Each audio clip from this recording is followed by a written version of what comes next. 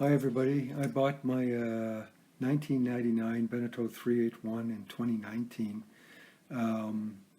and as soon as I got into the water we all noticed that the steering was kind of stiff.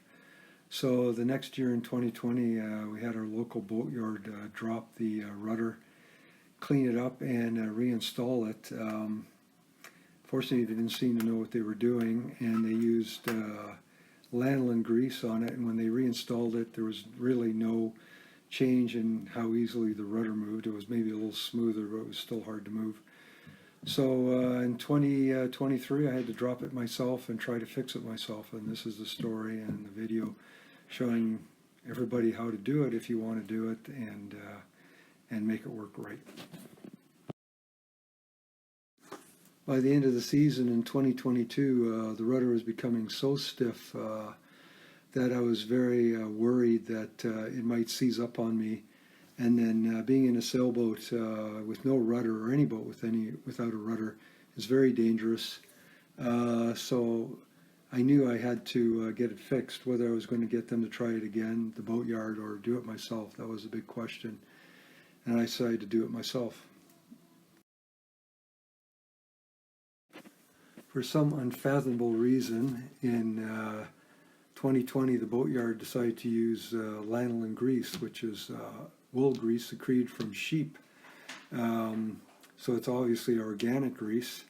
That means that anything can grow in it, and it definitely contributed to making the problem worse. So the organic grease smoothed the steering, but didn't relieve the effort into going into the steering. When I finally dropped the rudder in 2023, it was sticky like pine resin glue. It was so sticky that when I pounded out the shaft, it took out the lower bearing bushing with it, took it right out, even though it was a press fit into the boat, which ended up being a blessing. But if I hadn't done this fix on the rudder, most likely it would have seized up this season and would have at a minimum resulted in a pan, if not a mayday, if I went on the rocks. In my Beneteau 381, it's pretty easy to get at the rudder. The covers are just basically one main cover after you take out the folding step and a few screws, and the whole thing is off. Next you disconnect the helm cables that wrap around the quadrant, and if there's anything else, which for me was basically the autopilot sensor, and once those are off, then you're ready to start pounding. I made up these wedges out of 2x6s with a 15 degree, slightly less than a 15 degree angle, and two of them, one for each side of the quadrant, and then started pounding. Slowly but surely pounded up the quadrant off of the shaft. It took about 2 hours with a big sledgehammer. I sprayed a bit of WD-40 on top of the collar as I was working along to try to loosen it up a bit, because it was really on there hard. But it finally popped off, and then I was ready to pound the shaft out. Now the shaft, as I mentioned earlier, seized to the bushing, so it had to pound that out too. So it was pretty hard to get it out. First thing you got to do, of course, before you start that is to protect the rudder, because when it falls down, you could do some damage. I made up a closed cell foam cap for the bottom of the rudder, protect it when it touched the ground. I also had a couple of pretty heavy-duty ratchet straps that I clipped onto the top railings of the boat as far back to the stern as I can get them. And you can see in the pictures how I kind of wrapped them around the rudder, and then that prepared the rudder so that it wouldn't just drop out, it would slowly come out, and I would loosen it as it was coming out, so that but it never would hit the bottom, and it came out quite nicely. The rudder was heavy, but I was able to lift it and carry it and place it into the trunk of my car and take it home. and it was nice because it came in one piece along with the lower bushing. And I took it to our local retired machinist to measure, and I figured he'd have to do some machining, make up some new bushings or sleeves for me, because I figured it was getting so stiff that there had to be something wrong with it. And so he took it from me, and we measured all the dimensions of it, and we came up with a pleasant surprise about what good shape it was in, actually.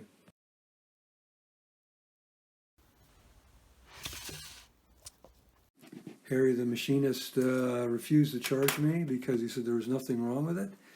He cleaned it up and checked the clearances. There was only 5 thou of round on the lower sleeve and bushing, and it had a 30 thou clearance. He just said, look, yeah, you were right. It was the lanolin that was causing the problem.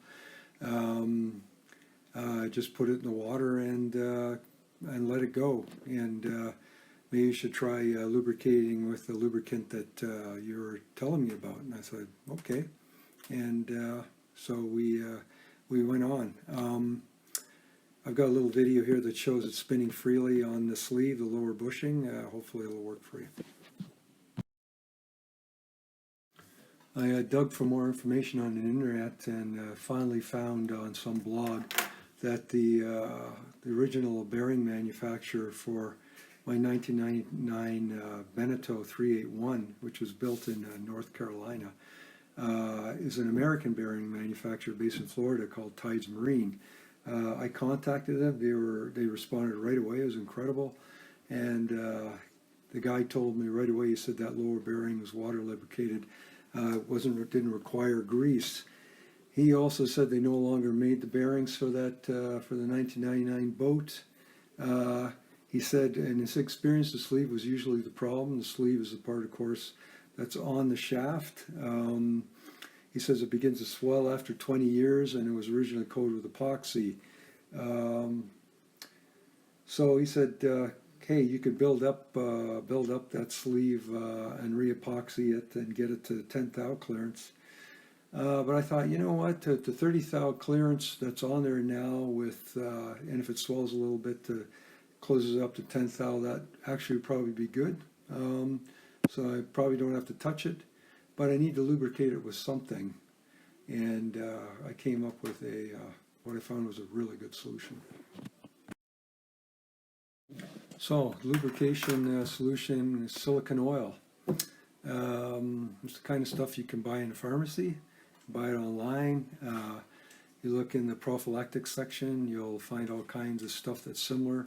What you need is the pure stuff, pure silicone oil, water-based, not oil-based. And it's the slipperiest stuff I've ever seen. And it's safe for all natural and synthetic type rubbers, as it has to be if you're going to be safe. It's hydrophobic. It means it repels water. I actually use this on my speedometer, my paddle speedometer, and it's amazing. It stops sea creatures from attaching because they're just too slippery for them. Works really well. And because it repels water, I figured, hey, you know, it's super slippery, repels water.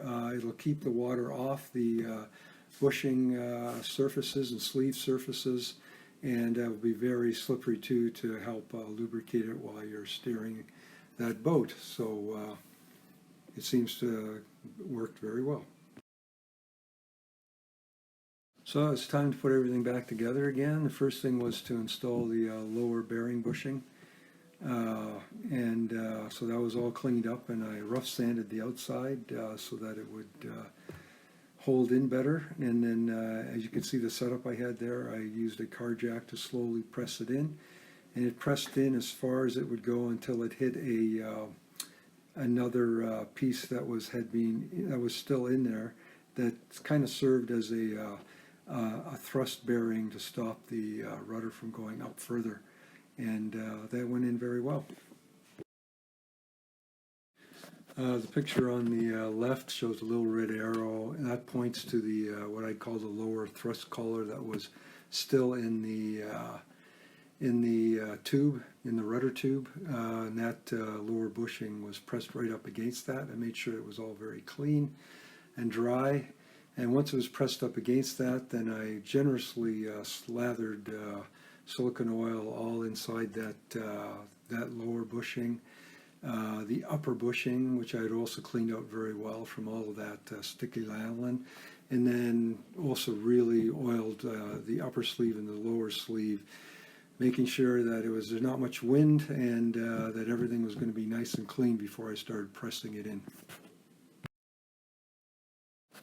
I positioned the rudder shaft into the hole and had a sponge protective cover on the bottom, and used the same ratchet straps that I used to lower it. This time, well, I still use two of them, but you have to have two because you tighten one as the other loosens, and then you tighten the other one as the other loosens. So it's kind of doing it Jack and Jill style, so it slowly kind of comes up into the hole, and it actually went in quite smoothly. You could pretty much push it in by hand. There was no looseness that I could detect. It was snug, but it could turn. So I was quite pleased with that, and just brought it all the way up until it hit that lower, what I call the lower thrust collar, and then left it there to get it ready to put the collar on. Before I bolted in the upper collar, I actually used a very, very fine sandpaper on a block and sanded the top of the upper bushing so that it was flat. Cleaned it all up really well. That was before I siliconed it and put the rudder in, of course. And then before I put the upper collar in, I siliconed that as well. And because that surface of the top of that upper bushing and the collar also acts as a thrust bearing.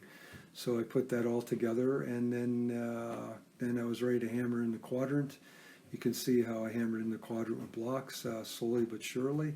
And actually put some silicone oil on the shaft while I was putting in the quadrant, because it's so tight, I wanted to make sure that there was no corrosion there at all the next time it has to come out in whatever, 20 years. It was pretty rewarding to get up there and steer the helm, and feel how easy it was to steer the helm when she was on the hard out of the water, and then when she went into the water, it was the same thing. She's now been in the water for 3 weeks. Probably by the time a lot of people listen to this, it could be years. Hopefully it'll still be good. It went 25 years, I guess, before I finally had to redo this properly. Hopefully it'll last another 20 years. I hope it helps any of you that are looking into working on these carbon fiber rudders. Beneteau seems to do that a lot, perhaps other manufacturers into it. They don't corrode, but they do kind of wear, and they do need some maintenance. But hey, silicone oil is incredibly useful in this stuff, and it's benign on these materials, and I suspect this rudder will last the lifetime of the boat. Thanks, and good luck with this.